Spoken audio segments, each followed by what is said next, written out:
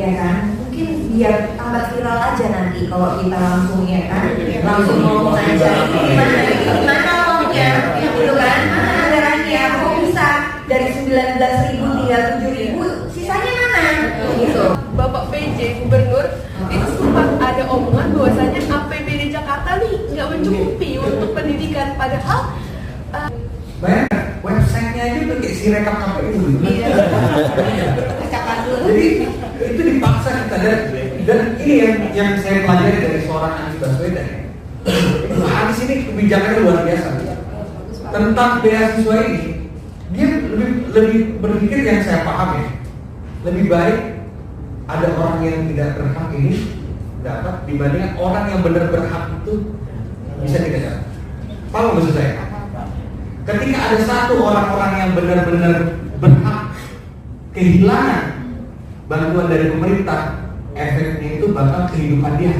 Iya betul. Cita-cita, harapan, kepintaran yang sangat luar biasa, tapi tidak diberikan kesempatan itu. Itu membuat saya rada berdongkol ya kalau orang jawab gitu.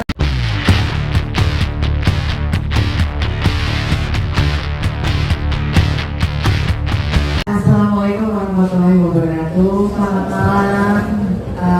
Terima kasih banyak. Luar biasa sekali ya.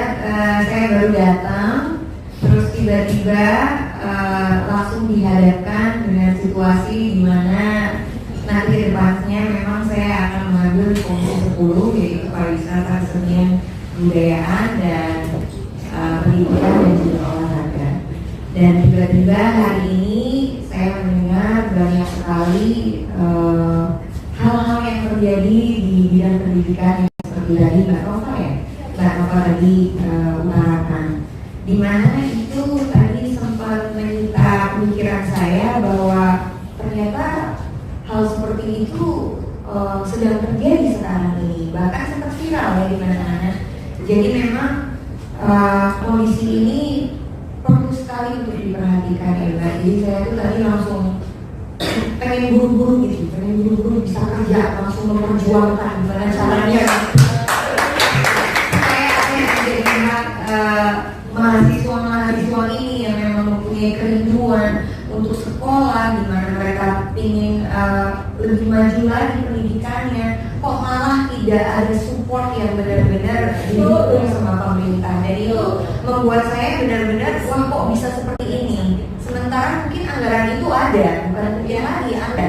Tapi yang tadinya harusnya ada berapa? 17.000, tapi diterimanya hanya 7.000. Terimanya 19.000. 19.000. Terus tiba-tiba dipotong jadi 7.000. Nah itu gimana tuh ceritanya bisa kalkulasi buat apa itu? Nah itu dia.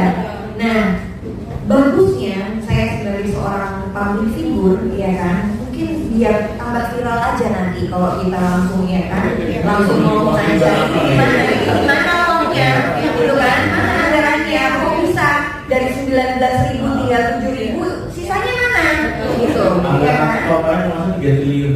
3 triliun jadinya. Karena terus saya potong jadi berapa? Tapi ya. Tadi saya baca total cuma berapa 180 miliar. Dari 360 miliar. Ini yang izin masuk yang jadi pikiran kami itu adalah ketika dari pihak Bapak PJ Gubernur itu sempat ada omongan bahwasanya APBD Jakarta nih nggak mencukupi untuk pendidikan, padahal untuk APBD kita Jakarta aja itu udah sampai 80 triliun loh Mbak. Maksudnya pada saat sebelumnya aja APBD itu cukup untuk menghidupi 19.000 penerima KJU bahkan KJP. Tapi kenapa ketika di PJ sekarang dan 80 triliun itu tidak cukup untuk menutupi dana pendidikan? Nah ini salah satu hal yang saya benar-benar tidak bisa terima juga gitu. Kenapa? Karena di luar negeri sana mereka bisa bebas kuliah ya kan, mengejar mimpinya, berpendidikan setinggi mungkin. Kenapa di Indonesia bisa sesulit ini? Padahal mungkin banyak sekali anak-anak muda yang mempunyai mimpi yang begitu besar, anak-anak muda yang mempunyai cita-cita, harapan, kepintaran yang sangat luar biasa, tapi tidak diberikan kesempatan itu. Itu membuat saya rada berdongkol ya kalau orang Jawa bilang gitu. Dari tadi saya dengarnya, ya jadinya saya lebih semangat untuk bisa memperjuangkan nanti. Doain semoga kedepannya ya kita anak-anak muda, saya juga masih muda soalnya ya. Seperti itu. Dan Mas Didi ini selain sahabat saya, juga mentor saya yang sangat luar biasa. Dia selalu memaksa saya untuk terus belajar dan terus belajar. Makanya saya benar-benar sangat bersyukur sekali didampingi oleh beliau dan ada di acara ini bersama teman-teman semuanya, supaya itu juga mendorong dan memacu kita untuk bisa menjadi harapan buat anak-anak muda semuanya yang ada di sini. Ya, doakan aja teman-teman. Terima kasih. Mas Didi mau diterusin? Iya, Mbak. Ini permasalahan pertama kan data ya. Ternyata tuh masalah data ini nggak hanya di pemilu aja ya. Ada data Sirekap kacau, sekarang data Sirekap juga kacau. Bikin kacau Pak. Kayak tadi itu kalau dibesarkan Pak. Oke lah, dulu kan memang udah jelas ya. Pelakunya siapa ini? Pelakunya juga secara lama kita lebih jelas juga sama ini. Jadi kami mungkin pasti, tapi sempat Gana bilang sudah ada mau perbaikan. Iya. Pada waktu tadi ada beberapa pembaruan terkait desio, jadi tadi sudah diterapkan ya desio yang diubah. Karena kemarin maaf saya bicara, saya ke Pempat OP, anak saya itu maaf ya saya kan. Jadi waktu pertama anak saya mendapatkan KJU itu, kan biasa kita ada proses yang namanya survei dari yang sos ya. Nah kita di survei itu dia mengetahui kondisi orang tua, pekerjaannya, rumahnya, yang akan dilihat dari mulai struktur bangunannya, layak atau tidak layaknya. Di situ baru kita setelah itu baru dapat yang namanya kategori terverifikasi, kita terdaftar dan mendapatkan namanya data DPKS kita terdaftar. Pada saat yang pakai link kemarin, saya sempat kaget. Anak saya bilang, Pak, ngabarin KJU aku diputus. Karena apa? Saya pertanyakan, kenapa nggak ada kejelasan, Mak? Belum ada. Semua teman-teman pun juga pada kacau di kampus, ya gitu. Oke. Hari itu juga Pak, saya datang ke Pempat OP. Saya bawa hasil screenshot anak saya yang link terbarunya. Itu kenapa anak saya tidak layak? Nah, jawaban dari Pempat OP dia bilang, Ibu desil berapa? Loh, kok sekarang pakai sistemnya desil? Setahu saya kalau anak saya sudah terdaftar di DTKS dan dalam proses masih terdaftar, ya kan? Itu seharusnya masih ada. Ini karena apa? Dan saya ini nggak ada desilnya Pak. Kata orang Pempat OP, Ibu kalau misalkan desilnya 1 sampai 4, pihak kami dari Pempat OP akan bisa bantu. Tapi kalau desil Ibu lebih 5 sampai 10, mohon maaf Ibu tidak bisa kita bantu. Nah, saya coba digabungkan waktu hasilnya itu untuk yang masing-masing yang desilnya 5 sampai 10, ya kan? Itu pun nggak ada jawaban Pak. Desil itu berdasarkan apa? Nggak ada jawaban dari Pempat OP. Nggak ada survei.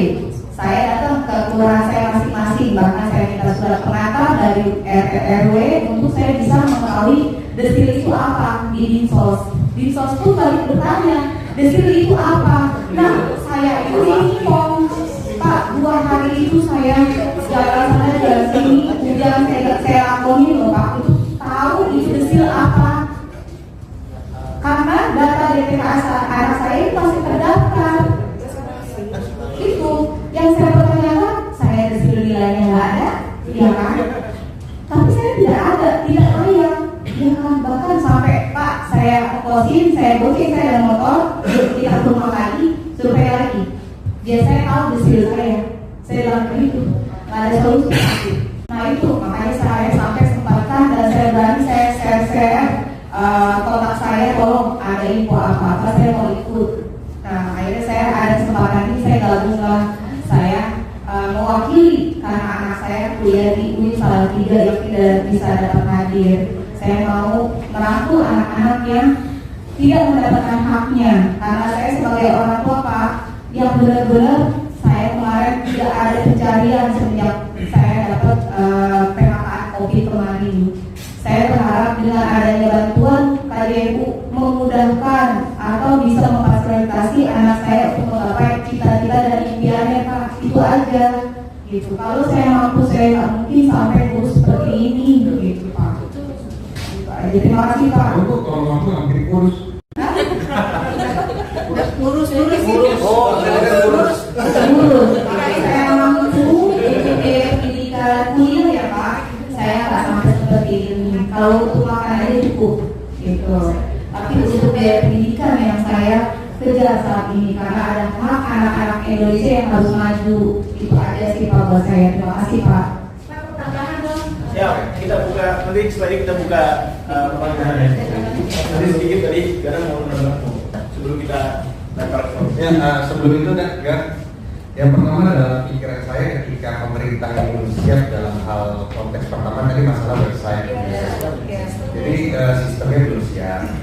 Terus juga mengkategorize tentang itu juga tidak jelas, tidak transparan. Jadi dalam konteks variabel-variabel kerjanya ketika pemerintah gagal untuk mempersiapkan semua, harusnya dia kembalikan dulu. Dia kembalikan dulu semua. Dia kembalikan dulu haknya semua sampai memang pemerintah benar-benar siap. Jadi di sini kan akhirnya tidak ada korban, ya kan? Saya paham konteks ini yang mau dilakukan pemerintah adalah ketika sempat kemarin di DPRD DKI Jakarta, ketua DPRD DKI Jakarta yang hari ini tidak terpilih kembali, ya kan? Sempat dalam rapat itu dia sampaikan tolong hapus orang-orang yang tidak berhak untuk mendapatkan beasiswa. Orang yang tidak berhak, karena sempat ada permasalahan, ada orang-orang yang tidak berhak itu mendapatkan beasiswa. Ini konteks permasalahan itu. Ini sempat tuh ramai di DPRD seperti itu. Ketika itu ada reaksi dari pemerintah untuk membuat kategori-kategori orang yang benar-benar berhak itu seperti itu. Tetapi kebijakan itu menurut saya prematur. Harusnya kebijakan itu harus lewat tahapan sosialisasi sampai dengan masyarakatnya itu benar-benar paham. Hari ini mungkin bahasa desa ini mungkin kita aja paham. Kita yang tahu mungkin orang tua murid, anak yang penerima beasiswa KDMU dan yang lain kita tahu apa itu desa. Banyak orang tua yang nggak paham. Apalagi suruh sekarang menggunakan website. Yang website-nya maintenance. Bayangkan, website-nya aja udah kayak si rekap KPU gitu. Jadi itu dipaksa kita dan ini yang saya pelajari dari seorang Anies Baswedan. Anies ini kebijakannya luar biasa. Tentang beasiswa ini, dia lebih berpikir yang saya paham ya. Lebih baik ada orang yang tidak berhak ini dapat dibandingkan orang yang benar berhak itu bisa tidak dapat. Paham maksud saya? Ketika ada satu orang-orang yang benar-benar berhak kehilangan bantuan dari pemerintah, efeknya itu bakal kehidupan dia. Iya betul Pak. Nah, tapi dalam konteks bila mana pemerintah nggak siap ya, makanya itu tugas dari pemerintah itu mempersiapkan segala macam sampai itu benar-benar ini, barulah dia jalan. Oh, ini orang yang benar seperti ini. Nah, akhirnya kan ada nova-nova yang lain tersebar. Ini kan akhirnya banyak. Akhirnya pertama public trust terhadap pemerintah ini jatuh, hancur ini. Baik dari eksekutif maupun anggota DPRD juga kena, partai politik juga kena. Masyarakat melihat ini orang kemarin di pemilu coblos sana coblos sini segala macam ya kan. Buat apa lu jadi anggota perwakilan wakil rakyat kalau hari ini di depan mata kita semua ada orang-orang yang terzolimi seperti ini diam saja kan seperti itu. Seperti itu. Itulah mungkin tambahan kakak saya ini ya. Mungkin bisa ada pelayanan dari teman-teman yang lain. Terima kasih.